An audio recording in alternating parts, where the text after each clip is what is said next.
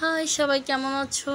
এইখানে দেখো জিসান আব্বু কিন্তু মানে প্রতিদিন আইসক্রিম খাওয়ার জন্য অনেক পাগল।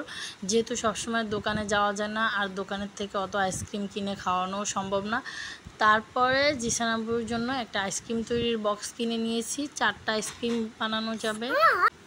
তো এইখানে দেখো 4টা আইসক্রিম কিন্তু বানানো যাবে। তারপর আমি এখানে জিসানের জন্য আইসক্রিম তৈরি করে নিচ্ছি। এই দেখো আইসক্রিমটা কিন্তু অনেক সুন্দর হয়েছে। মানে দোকানে যে তোমরা 10 টাকায় যে আইসক্রিমগুলো পাও ওরকমই আইসক্রিম হয়েছে। তারপরও বাসায় একদম পিওর পানি, যেহেতু আমরা পানি কিনে খাই বোতলের পানি, তো একদম পিওর পানি দিছি। ওই পানিটার সাথে দুধ দিয়ে তারপরে একটু কালারের জন্য আমরা একটু ট্যাং দিছি। তারপর অনেক সুন্দর হয়েছে। জিসান আব্বু তো খেয়ে অনেক খুশি। যেহেতু বাচ্চারা অনেক কিছু আবদার করে সেই জন্যই এটা তৈরি করলাম। নিজে খাওয়ার জন্য আমি কখনোই তৈরি করতাম না, যেহেতু আমি অনেক অলস।